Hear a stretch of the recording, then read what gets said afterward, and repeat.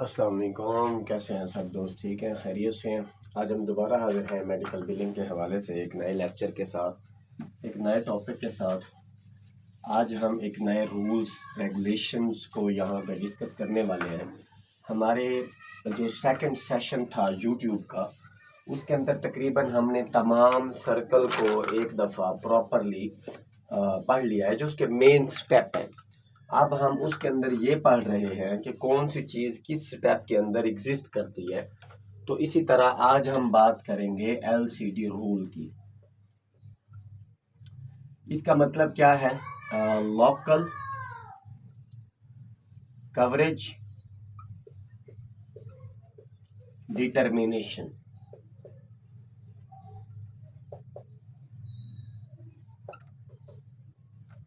یہ rule use کرتی ہیں کمپنیز۔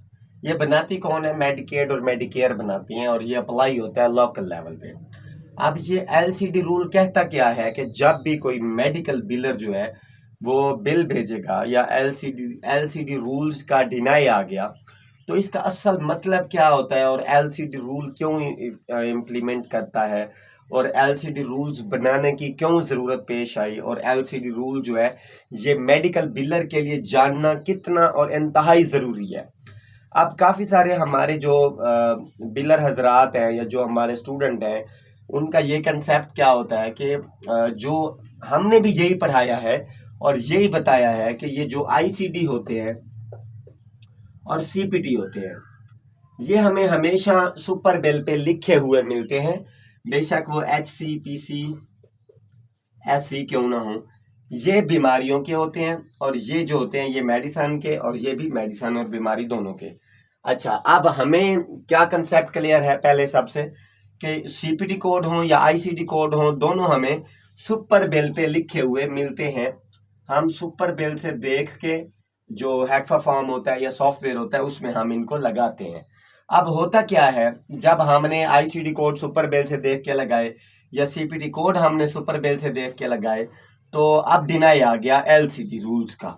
اب ایل سی ڈی رولز کیا کہتا ہے؟ وہ کہتا ہے کہ سی پی ٹی جو ہے یہ ریلیٹ کرنا چاہیے آئی سی ڈی سے، مطلب دونوں کا تعلق ہونا چاہیے۔ مطلب جو بیماری ہے وہ ایگزیکٹلی جو میڈیسن دی گئی ہے وہ اس بیماری کے ریلیٹڈ ہی ہونی چاہیے۔ اگر ان دونوں میں کوئی چینج ہے، کوئی ایسی چیز ہے جو ان دونوں کو ریلیٹ نہیں کرتی، یا کوئی ایسی چیز ہے جو ان دونوں میں ڈفرینس ہی پیدا کرتی ہے۔ اب جیسے کہ ایک مثال کے طور پہ میں بتاتا ہوں کہ اب یہ ایک کوڈ ہے پین مینجمنٹ کا 54.2۔ اب یہ سرویکل گردن کے پین کا کوڈ ہے۔ اب اس کے اکارڈنگ جو سی پی ٹی کوڈ جا سکتے ہیں وہ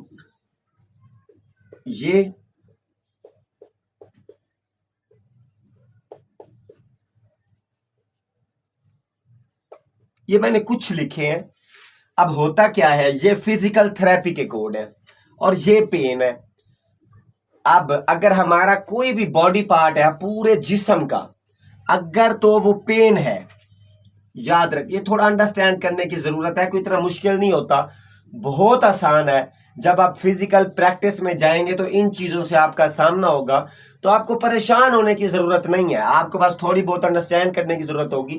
یہ ساری چیزیں ایسے فنگر ٹپس پہ آپ کو آ جائیں گی، کیونکہ جب میں میڈیکل بلنگ کو نہیں جانتا تھا تو مجھے بھی نہیں پتا تھا۔ اب میں میڈیکل بلنگ میں آ گیا ہوں اور میں پرفارم بھی کر رہا ہوں اور اسٹڈی بھی کر رہا ہوں اس چیز کو، تو اب مجھے ان چیزوں کا آئیڈیا ہو گیا ہے کہ یہ چیزیں کیسے ریلیٹ کرتی ہیں، کیسے پرفارم کرتی ہیں، کیسے سرکولیٹ کرتی ہیں، ورک فلو کیسے ہوتا ہے۔ اب ہمارے کسی بھی باڈی پارٹ کے حصے پہ، ٹوٹل جن باڈی پارٹ پہ فزیکل تھراپی دی جا سکتی ہے، وہ جو میرے نالج میں ہے وہ تقریباً 20 باڈی پارٹ ہے، 20 باڈی پارٹ ہے جن پہ فزیکل تھراپی دی جا سکتی ہے کہ اگر پین ہو۔ اچھا، اب جہاں پہ پین ہوگا وہاں پہ physical therapy, massage therapy, electric therapy, exercise therapy, اور یہ مطلب تھراپی دی جا سکتی ہے۔ اب اگر کہیں پہ فریکچر ہو، اب آپ دیکھو ہڈی کریک ہے، یا کوئی بازو ٹوٹ گیا ہے، یا کوئی مطلب نکل گیا ہے بازو، یا کہیں سے ہڈی فریکچر کر گئی ہے یا ہڈی ٹوٹ گئی ہے، تو ہم وہاں پہ फिजिकल थेरेपी नहीं दे सकते, जिसको पीटी कहते हैं, फिजिकल थेरेपी नहीं दे सकते। अगर हमने फ्रैक्चर बाजू पे फिजिकल थेरेपी दे दी तो क्या होगा? रॉन्ग होगा, क्योंकि टूटा हुआ बाजू या फ्रैक्चर किया हुआ बाजू ये फिजिकल थेरेपी से ठीक नहीं होता। इसी तरह मेडिकल बिलिंग के अंदर, इंडस्ट्री के अंदर ये रूल है एलसीडी का, लोकल कवरेज डिटर्मिनेशन। ये कहता है कि आईसीडी को सीपीटी कोड के साथ रिलेट होना चाहिए। मतलब अगर पेन है तो वहां पे आप सर्जरी का कोड नहीं लगा सकते, अगर पेन है तो प्लास्टर का कोड नहीं लगा सकते, जिसको हम प्लास्टर कहते हैं। अगर पेन है तो फिजिकल थेरेपी दी जा सकती है। अब देखो, अब सर दर्द है, मतलब हेड पेन है, आप क्या खाओगे? आप पैनाडोल खाओगे, ठीक है। ये मैं एक फर्जी मिसाल दे रहा हूं, पाकिस्तानी मतलब उसके अंदर आप क्या खाओगे? पैनाडोल खाओगे। कौन सी पैनाडोल खाओगे? अब आप देखो, अब यहाँ पे अगर आपको हेड पेन है तो अब पैनाडोल, सब लोगों का कंसेप्ट क्लियर है कि जी पैनाडोल से सर दर्द जो है ये कम होता है। अब अगर हम कहें कि मेरे हेड में पेन था और उसने स्टिचिंग कर दी, नहीं, ये रिलेट नहीं करता। अब मैं, कोई कहे कि जी मेरे हेड में पेन था, मैं गया, उसने मुझे नैरोबियान का इंजेक्शन लगा दिया, नहीं, ये रिलेट नहीं करता। अब अगर वो कहता है कि जी मैं गया हूँ, मेरे बाजू पे इधर दर्द था, कोई जख्म नहीं था, कोई निशान नहीं था, और जो डॉक्टर है उसने मुझे वो पायोडीन लगा के पट्टी कर दी, तो ये रिलेट नहीं करता। तो इसी तरह जो एलसीडी रूल है ना, ये इन चीज़ों की जांच पड़ताल करने के लिए बनाया गया है कि कहीं ऐसा तो नहीं है कि कोई डॉक्टर जो है उसको पता ही नहीं है कि बीमारी क्या है और वो मेडिसिन को रॉन्गली दे रहा है। क्वालिटी, कल हमने अपने लेक्चर के अंदर बात की थी कि यूएसए में क्वालिटी पे वर्क होता है, वॉल्यूम पे वर्क नहीं होता। हम यहाँ पे डॉक्टर के पास जाते हैं तो हमें तकरीबन 10 किस्म की मेडिसिन दी जाती हैं। हमारे डॉक्टर वॉल्यूम पे काम करते हैं, वो फैक्ट्रियों के लिए काम करते हैं, वो मेडिसिन फैक्ट्रियों के लिए काम करते हैं। उनकी कोशिश होती है कि ज़्यादा से ज़्यादा मेडिसिन सेल हो जाए। यूएसए में ऐसा नहीं होता। यूएसए में जो डॉक्टर है वो क्वालिटी पे काम करता है, डोज कम से कम हो और पेन रिलीफ ज़्यादा से ज़्यादा हो। तो इसी तरह ये जो एलसीडी रूल है ये क्या कहता है कि आईसीडी और सीपीटी कोड को रिलेट करना चाहिए। अब देखो, अब हमें पता है कि अब एक बंदा गिर गया, उसके ऐसे कंधे पे चोट आ गई, मतलब गिरा है तो इधर हड्डी पेन कर रही है, ये टूटी हुई नहीं है, फ्रैक्चर नहीं है, कुछ भी नहीं है, सिर्फ पेन कर रही है, मसल्स डैमेज हो गए हैं। अब जब हम डॉक्टर के पास जाएंगे तो डॉक्टर क्या करेगा? वो हमें या तो फिजिकल थेरेपी देगा, वो कहेगा कि एक्सरसाइज करें, या कोई ऊपर लगाने के लिए कोई हमें कोई भी चीज़ हमें मिल सकती है जो लिक्विड टाइप या थिकनेस टाइप हो सकती है, जिसको हम लोशन भी कह सकते हैं, कि वो आप लगाएं, तो ये रिलेट करती है। आप अगर डॉक्टर कहे कि जी नहीं ये तो पहले कट लगेगा, फिर देखेंगे, फिर स्टिच होगा, ये रिलेट नहीं करता। तो अब एलसीडी रूल क्या कहता है कि जब भी कोई मेडिकल बिलर बिल भेजता है, एलसीडी डिनाई आता है, तो इसका मतलब क्या होता है कि सीपीटी आईसीडी के साथ रिलेट नहीं कर रहा। जो बीमारी है उसके अकॉर्डिंग जो सर्विस दी जा रही है वो आपस में रिलेट नहीं कर रही। अब हमें कैसे पता चलेगा? सबसे बड़ा सवालिया निशान है एक मेडिकल बिलर के लिए। मेडिकल बिलर कहता है लो जी, मुझे पहले तो पढ़ाया गया कि तुमने आईसीडी और सीपीटी कोड को नहीं छेड़ना, बल्कि जो तुम्हें आईसीडी और सीपीटी कोड लगे हुए मिलेंगे तूने उसी को लगाना है। अब ये नया पंगा समझाया जा रहा है कि एलसीडी रूल होता है, वो कहता है कि सीपीटी कोड आईसीडी के साथ रिलेट करना चाहिए। जब हम परफॉर्म करते हैं, प्रैक्टिस परफॉर्म करते हैं, जब भी हम किसी डॉक्टर के साथ काम करते हैं, तो मैंने अपने लेक्चर के अंदर क्या चीज़ पढ़ाई थी? मैंने अपने लेक्चर के अंदर क्या चीज़ पढ़ाई थी? एसओपीज। एसओपीज होते हैं, हर प्रैक्टिस के अपने एसओपीज होते हैं। हर प्रोवाइडर आपको अपने एसओपीज बताता है।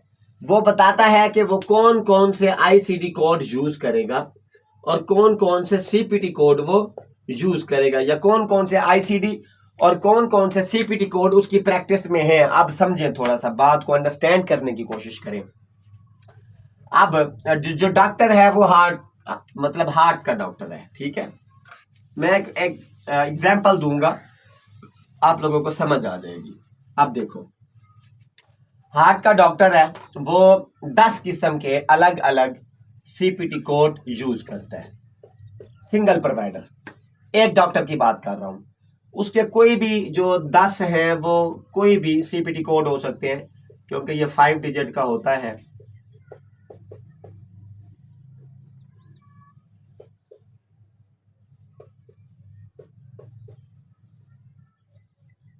ये मैंने कुछ ऐसे फर्जी लिखे हैं कि ये सीपीटी कोड है, जो ये डॉक्टर हार्ट का जो डॉक्टर है ये मेडिसिन सर्विसेज दे सकता है।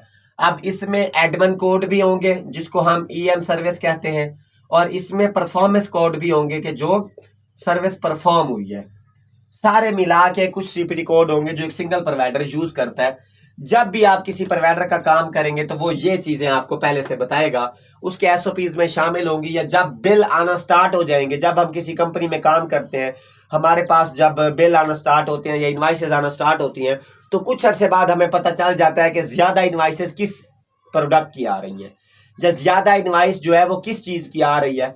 तो जब हम किसी प्रोवाइडर के साथ काम करते हैं, बार बार हमारे पास रोजाना 20+ सुपर बिल आ रहे होते हैं, तो हम देख रहे होते हैं कि सीपीटी कोड कौन कौन से यूज हो रहे हैं।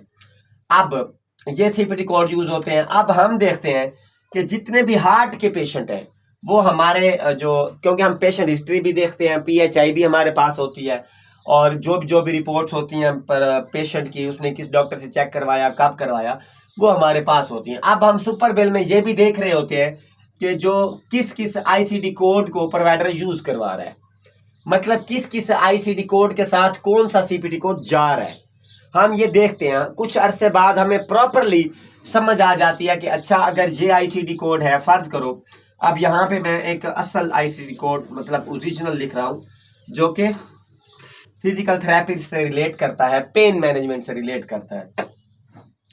ज्यादातर मैं ये देखता हूँ कि अगर जो बॉडी है इसके अंदर अगर किसी को थोरेसिक में पेन है तो आईसीडी कोड ये आता है।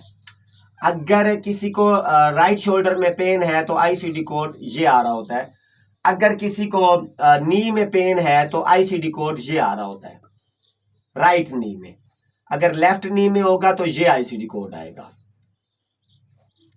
अब ये आईसीडी कोड है, ये पेन मैनेजमेंट के कोड है, ये एम सीरीज के कोड है। अब यहां पे हम एम भी लगा देंगे, ये एम सीरीज के कोड है। अब जब भी मैं सुपर बेल पे देखता हूं तो मेरे पास इस तरह के कोड आ रहे होते हैं। ये सर्विकल का है, ये राइट शोल्डर का है, ये राइट नी का है, ये लेफ्ट नी का है। अब इसी के बरअक्स अगर मैं कहूं ये पेन मैनेजमेंट के कोड है, मुझे जब ये प्रैक्टिस मिली या जब मुझे ये प्रैक्टिस दी गई तो मुझे ये बताया गया कि तुमने कौन कौन से आईसीडी कोड देखने हैं, कौन कौन से तुम्हारे सुपर बेल के साथ रिलेट करते हैं, और कौन कौन से इस डॉक्टर की प्रैक्टिस के साथ रिलेट करते हैं एम सीरीज के और पेन मैनेजमेंट के। अब काफी सारे ऐसे कोड हैं जो इनके साथ भी रिलेट करते हैं। मतलब कुछ कोड हैं वो रोटेट के हैं, और कुछ कोड हैं वो टेंडरनेस के हैं, कुछ कोड हैं वो फ्रैक्चर के हैं। अब मुझे क्या कहा गया कि इनको इग्नोर करने हैं।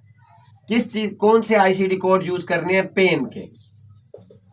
हालांकि ये लिखे हुए आ रहे होते हैं मेरे पास, फिर भी ये क्यों उन्होंने बताया कि तूने पेन के अगर कभी इस तरह का कोई कोड ला के आ जाए जो पेन से रिलेट नहीं करता तो मुझे प्रोवाइडर को बताना है कि भाई ये आईसीडी कोड जो है ये पेन से रिलेट नहीं कर रहा, मुझे बताओ क्या ये आईसीडी कोड मैं सुपर बिल में जाने दूं या आप इसको चेंज करेंगे।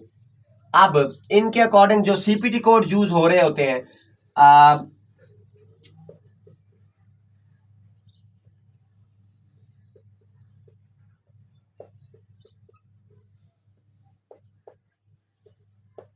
इस तरह के सीपीटी कोड यूज हो रहे होते हैं।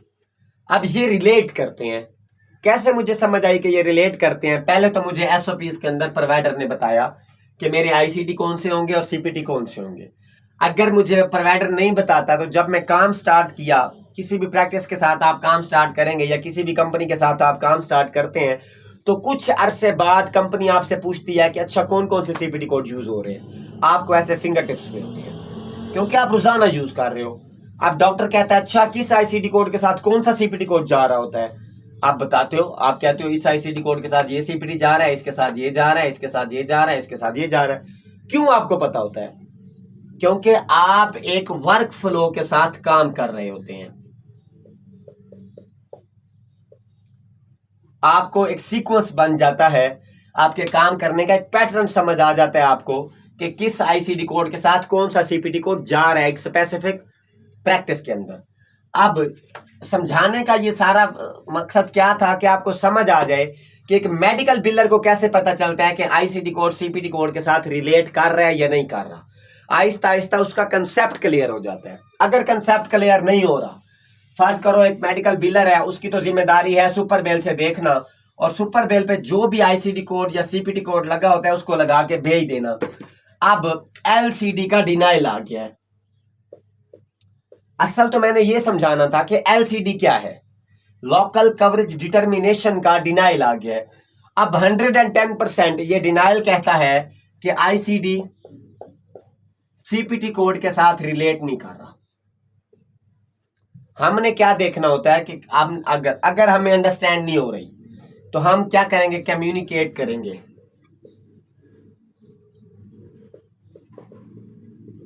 मैंने बताया था कि कम्युनिकेट हम किससे करेंगे, ये कौन से स्टेप में आता है, ये आता है डिनाइल मैनेजमेंट में। मैंने बताए हुए हैं कि किस स्टेप में हम किससे कम्युनिकेट करेंगे। डिनाइल के अंदर हम इंश्योरेंस से कम्युनिकेट करते हैं। पहले इंश्योरेंस से हम पूछेंगे कि can you please explain what ICD code specific not relate the CPT code. मतलब हम उससे ये सवाल करेंगे कि कैन यू प्लीज मुझे बताओ कि कौन सा आईसीडी कोड है जो सीपीटी कोड के साथ रिलेट नहीं कर रहा। अब जो रैप होगा वो हमें प्रॉपरली ट्रिगर पॉइंट पे बताएगा कि कौन सा सीपीटी कोड जो है वो आईसीडी कोड के साथ रिलेट नहीं कर रहा। अब हम उससे पूछेंगे can you please explain what ICD accept your company this CPT code. हम क्या पूछना चाह रहे हैं, हम पूछना ये चाह रहे हैं कि आपकी इंश्योरेंस कंपनी इस सीपीटी कोड के साथ कौन सा आईसीडी एक्सेप्ट करती है या इस आईसीडी के साथ कौन सा सीपीटी कोड एक्सेप्ट करती है। अब हम ये किससे पूछ रहे हैं, इंश्योरेंस से, और इंश्योरेंस हमें बताएगी, 100% बताएगी। वो बताएगी कि कौन सा आईसीडी किस सीपीटी कोड के साथ रिलेट करता है या किस आईसीडी के साथ कौन सा सीपीटी कोड जो है वो एक्सेप्ट होगा। अब यहाँ पे हमारा मसला क्या होगा, हल हो जाएगा। अब हम क्या करेंगे, हम अपने नोट में एक अपने जो क्लेम होगा ना उसके अंदर जो नोट बॉक्स होता है उसके अंदर हम एक नोट अपडेट करेंगे। नोट हमारा क्या कहेगा कि पहले मैंने क्लेम भेजा था इस आईसीडी के साथ सीपीटी कोड फलां लगा के, मतलब कोई भी। अब फर्ज करो ये आईसीडी कोड था, अब बिल्डर ने क्या किया, इसके साथ ये सीपीटी कोड भेजा है जो डिनाई हो गया। ये फर्जी कह रहा हूं, ये हो नहीं सकता डिनाई क्योंकि ये रिलेट कर रहा है।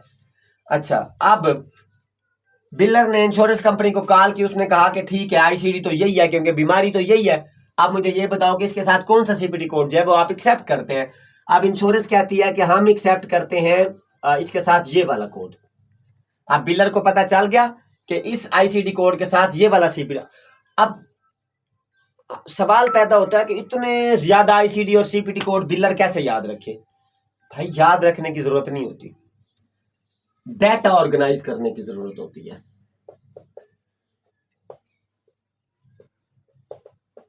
ताकि जब कभी दोबारा ये मसला पैदा हो आपको एग्जैक्टली पता हो कि आपने इस पे वर्क क्या करना है।